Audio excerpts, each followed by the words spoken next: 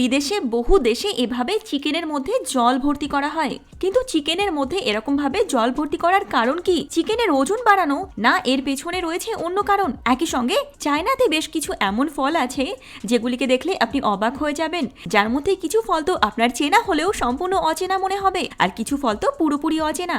একই সঙ্গে এই যে সিলিন্ডারটিকে দেখছেন, এটির সাহায্যে আগুন নেভানো হয়, যার নাম ফায়ার এক্সটিংগুইশার। কিন্তু এই সিলিন্ডারটিকে কিভাবে ব্যবহার করতে হয়, আর সাথে ডিমের এই যে কুসুম, বাস্তবে এই ডিমের কুসুম মুরগির বাচ্চার কি কাজে আসে জানলে অবাক হয়ে যাবেন।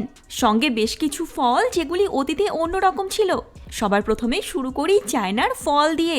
চায়নাতে পাওয়া ফল আমাদের দেশে পাওয়া ফলের থেকে কতটা আলাদা সেটা চায়নাতে পাওয়া এই চেনা ফলগুলিকে দেখলে খুব ভালো করে বুঝতে পারবেন। সবার প্রথমে আখ, যেখানে আমাদের দেশে আখ পাওয়া যায়, যে আখ দাঁত দিয়ে ভাঙা আর খোসা ছাড়ানো কতটা কষ্ট করে সেটা তো আপনি নিশ্চয়ই জানেন। কিন্তু চায়নাতে পাওয়া এই আখ আমাদের দেশে পাওয়া আখের থেকে অনেকটা আলাদা হয়, কারণ চায়নাতে যে আখ পাওয়া যায় সেই আখের খোসা হাত দিয়ে ছাড়ানো সম্ভব, এমনকি হাত দিয়ে ভাঙাও যায়। এরপর চায়নাতে পাওয়া লেবুতে আমাদের দেশে পাওয়া লেবুর থেকে অনেক বেশি পরিমাণে রস পাওয়া যায়। যদি একটি লেবু কাটা হয় তাহলে তার থেকে খুব সহজেই 1 গ্লাস লেবুর রস পাওয়া সম্ভব। সঙ্গে পেয়ারা, আমাদের দেশেও লাল পেয়ারা পাওয়া যায়, কিন্তু চায়নাতে পাওয়া লাল পেয়ারা আমাদের দেশে পাওয়া পেয়ারা থেকে একটু হলেও আলাদা হয়। আর এই ক্ষেত্রে আপনি কি লাল পেয়ারা খেয়েছেন? যদি খেয়ে থাকেন তাহলে জানান কমেন্ট বক্সে। এখানে এই ফলটি পার্সেমন ফ্রুট, এই ফলটি যে কোনো মানুষের মন কেড়ে নেয়। আমাদের দেশে এই ফল পাওয়া যায় না, তবে চায়নাতে এই ফলের পরিমাণ অনেক বেশি হয়। সঙ্গে চায়নাতে যে ফল পাওয়া যায় তার ভ্যারাইটিসও অনেক বেশি। এবার এই জিনিসটিকে দেখুন, বহু দেশে এভাবে চিকেনের মধ্যে জল ভর্তি করে চিকেনকে ফুলিয়ে রাখা হয়, কিন্তু এর কারণ কি জানেন? প্রথমবার দেখার পর বহু মানুষের মনে হয় চিকেনের ওয়েট বাড়ানোর জন্য চিকেনের মধ্যে এরকম ভাবে সিরিঞ্জ দিয়ে জল ঢোকানো হচ্ছে। বাস্তবে এর পেছনে অন্য কারণ রয়েছে। বাইরের দেশে চিকেন প্যাকেট করে বিক্রি হয়, আর চিকেন যেন বেশি সময় ভালো থাকে এজন্য চিকেনের মধ্যে এনারা লবণ জল ঢুকিয়ে দেন। তারা মনে করে এই লবণ জল চিকেনকে কমপক্ষে 7 দিন ভালো রাখবে। এরপর এখানে এই প্রাণীটি সম্পর্কে একটি ভুল ধারণা তৈরি হবে আপনার। এখানে একটি ওয়েলকে একটি প্রাণী তাড়া করেছে, আর ওয়েলটি পাথরের ধাক্কা লাগায় চারদিকে রক্ত ছড়িয়ে পড়ছে, এমনটাই তো আমরা দেখছি, কিন্তু বাস্তবে এমনটা ঘটছে না। এই প্রাণীটির নাম হলো স্পাম ওয়েল। এরা শিকারী প্রাণীদের থেকে নিজেদেরকে বাঁচানোর জন্য শরীর থেকে এরকম রেড কালারের ইঙ্ক বের করে, অর্থাৎ এতক্ষণ যা দেখে আমরা ভয় পাচ্ছিলাম সেগুলি হলো রেড কালারের ইঙ্ক। আর এই ইঙ্ক বের করার ফলে শিকারী কিছু সময়ের জন্য চারদিকে অন্ধকার দেখে, আর সেই সুযোগে এরা পালিয়ে যেতে পারে। এরপর 3টি এমন জিনিস এখন দেখবেন যেগুলি প্রতিদিনকার জীবনে ঘটতে থাকা বিপদ থেকে আমাদেরকে দূরে রাখতে সাহায্য করবে। সবার প্রথমে এই ছোট্ট জিনিসটিকে দেখুন। এটি এমন একটি ডিভাইস যেটি সাপের বিষ ছড়িয়ে যেতে বাধা দেয়, অথবা সাপের বিষকে এক জায়গায় ধরে রাখতে সাহায্য করে। এই ডিভাইসটির নাম ভেনাম এক্সট্রাক্টর অথবা ভেনাম অবজারভার নামেও পাওয়া যায়। যদি কোনো সাপ কামড়ায় সেখানে এই ডিভাইসটিকে আটকে দিতে হয়, আর এর মধ্যে তৈরি হয় ভ্যাকিউম। বিষ সহ সেই জায়গার রক্তকে ছড়িয়ে যেতে দেয় না এই ভ্যাকিউম। এরপর এই গ্লাভসটি আনকাটেবল গ্লাভস এর নাম। যাদের প্রচুর পরিমাণে সবজি অথবা ফল কাটতে হয় তাদের জন্য এই গ্লাভসটি অত্যন্ত উপকারী। ধারালো ব্লেডকেও যদি হাতের মধ্যে নিয়ে চাপা হয় তাহলেও হাত কাটে না। আর 3 নাম্বার হলো এই ম্যাজিক্যাল বলটি, এর নাম ফায়ার এক্সটিংগুইশার। এই বলটি সাইজে এত ছোট হয় যে সাবধানতার জন্য আগেই এই বলটিকে কাছে রাখা যেতে পারে। অত্যন্ত কার্যকারী বল, আগুনকে ম্যাজিকের মতো নিভিয়ে দেয় এই বল। যেখানে আগুন জ্বলছে সেখানে শুধুমাত্র এই বলটিকে দিয়ে দিতে হয়, আর আগুনের সংস্পর্শে আসার সঙ্গে সঙ্গে বলটি ব্লাস্ট হয়ে যায়। তারপর এর মধ্যে থাকা ডাস্ট ম্যাজিকের মতো আগুন নিভিয়ে দেয়। আগুনের কথা যখন মাথায় আসছে তখন আরেকটি প্রয়োজনীয় জিনিসের ব্যবহার দেখুন। প্রতিটি মানুষের এমনকি ছোটদেরও এই জিনিসের ব্যবহার শিখে রাখা উচিত। এই যে সিলিন্ডারটি, প্রথমত এর সাহায্যে আগুন নেভানো হয়, যার নাম ফায়ার এক্সটিংগুইশার।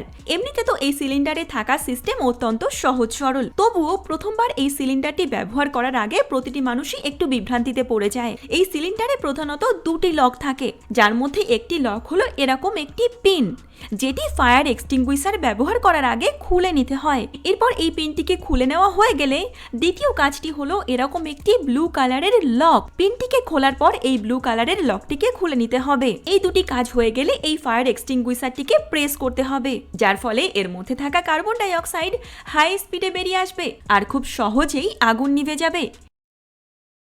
এরপর মুরগির ডিমের কুসুম। যদি আপনার কাছে জানতে চাওয়া হয় যে মুরগির ডিমের কুসুম বাস্তবে কি, তাহলে কি আপনি সঠিক উত্তর দিতে পারবেন? আপনি জানলে অবাক হবেন যে এক্ষেত্রে 70% মানুষ এটা মনে করে যে ডিমের কুসুম বাস্তবে মুরগির ডিমের বাচ্চা, যা একেবারেই সত্যি নয়।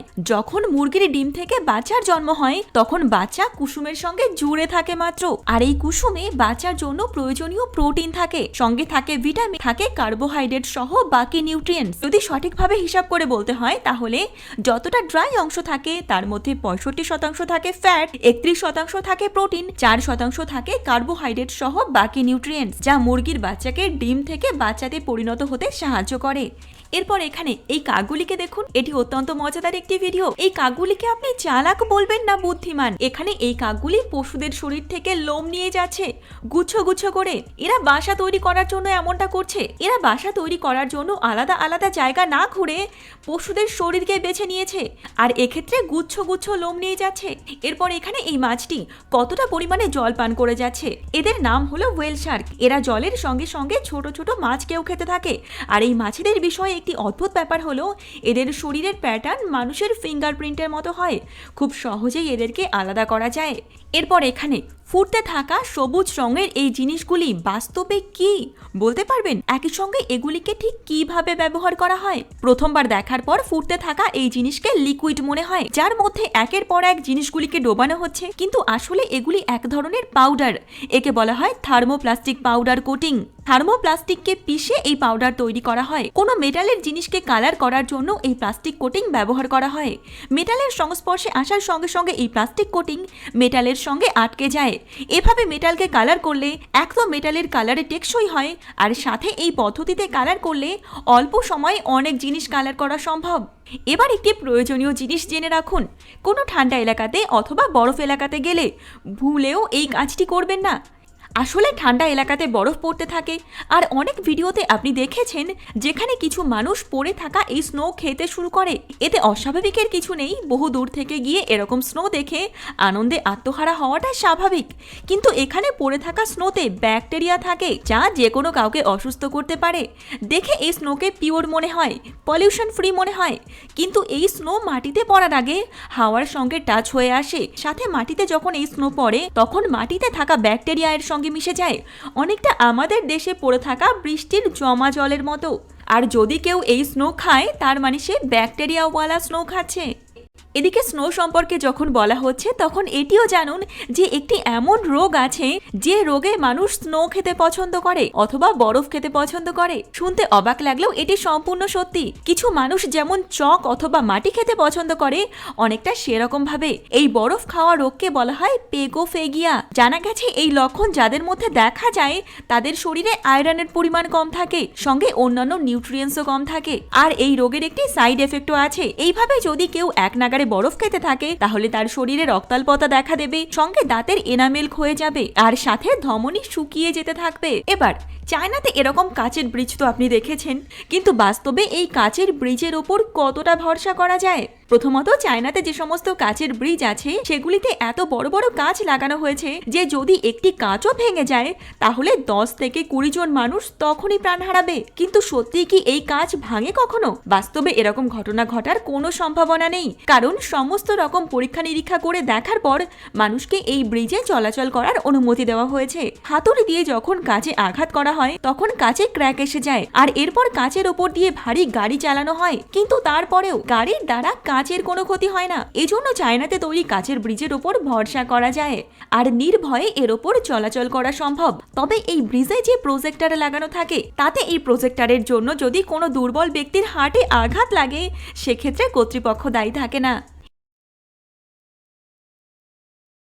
এবার এখানে বরফের পুরো আস্তরণকে সঠিক শেপে কেটে জল থেকে তোলা হচ্ছে, কিন্তু কেন বলতে পারবেন? এই টুকরোগুলিকে কি পিস হিসাবে বিক্রি করা হবে, নাকি এর পেছনে অন্য কোনো কারণ রয়েছে? চায়না প্রতি বছর এভাবে বরফের টুকরো দিয়ে গোটা এক শহর তৈরি করে। শুনতে অবাক লাগলেও এটি সম্পূর্ণ সত্যি। প্রতি বছর ডিসেম্বরে নদী থেকে বরফ তুলে হারভিন চায়না নামে একটি ফেস্টিভ্যাল উদযাপন করা হয়। এই শহর বানানোর জন্য হাজার হাজার ওয়ার্কার একসঙ্গে কাজ করে আর বিশাল বিশাল বিল্ডিং সহ মনুমেন্ট তৈরি করে। এগুলি বরফে তৈরি হওয়ার জন্য এর ওপর যখন রোদ পড়ে অথবা এর ওপর যখন লাইট পড়ে তখন কাচের মতো জল জল করতে থাকে। 5,000 কোটি টাকা খরচ করে চায়না এই শহর তৈরি করে, আর এই ফেস্টিভ্যালের শেষে 20,000 কোটি টাকা উপার্জন করে। এরপর 3জন ব্যক্তির চলতি পথে হয়ে যাওয়া 3টি ভুল। নাম্বার 1, এই ব্যক্তি ইনি বলটিকে এখানে থাকা গর্তটির মধ্যে দেওয়ার চেষ্টা করছেন, কিন্তু বলটি না যাওয়ায় ইনি স্টিকটিকে ভেঙে ফেলেন আর সাথে সাথে বলটি গর্তের মধ্যে চলে যায়। এরপর এই ব্যক্তি কুমিরটিকে ধরার চেষ্টা করছিল, কিন্তু শেষমেশ ধরা তো সম্ভব হলো না, বরং কুমিরটি উল্টে এনার ওপর হামলা করে বসলো। সবার শেষে এটি তো ভীষণই অদ্ভুত। ঠান্ডা এলাকাতে নদীর ওপর জমে থাকা বরফের ওপর দিয়ে গাড়ি চালিয়ে ভিডিও করতে যাওয়ার সময় বরফের আস্তরণ ভেঙে গাড়িটি নিচে চলে যায়। এরপর গাড়িটির কি হলো সেটা তো এনারাই জানেন। এরপর বর্তমানে তরমুজের সাইজ কতটা হয় তা তো আপনি জানেন, কিন্তু আগে এই সাইজ ছিল এরকম কুলের মতো। ধীরে ধীরে সময় পার হতে থাকলো আর চাষিরা নতুন নতুন পদ্ধতিতে তরমুজ চাষ করতে থাকলো আর তরমুজের মধ্যে পরিবর্তন এলো। যেমন পুরনো দিনের এই পেন্টিংটিকে দেখুন, এখানে ওয়াইনের গ্লাস সঙ্গে বোতল রয়েছে, সাথে পাশে তরমুজের ছবি আঁকা আছে। তার সাইজ বর্তমানে তরমুজের সাইজের থেকে অনেকটা ছোট, আর এখনও বহু জায়গাতে এরকম ছোট তরমুজ পাওয়াও যায়। এবার 3টি এমন জিনিস দেখুন যেগুলিকে মানুষের কথা ভেবে তৈরি করা হয়েছে, আর এই জিনিস 3টি আপনার মন জয় করে নেবে। সবার প্রথমে মাটির এরকম রোড, যা প্রতিটি দেশেই তৈরি হওয়া উচিত। হাইওয়ের পাশে জাপানে এরকম রোড থাকে, যখন ছোট অথবা বড় কোনো গাড়ির ব্রেক ফেল হয়ে যায় তখন যেন ড্রাইভার সেই গাড়ি নিয়ে সোজা এই রোডে চলে আসে, যার ফলে বড় কোনো দুর্ঘটনা থেকে রক্ষা পাওয়া যায়।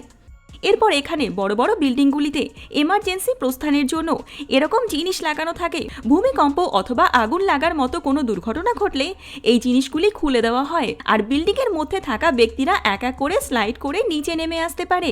সবার শেষে এটি তো অত্যন্ত অসাধারণ।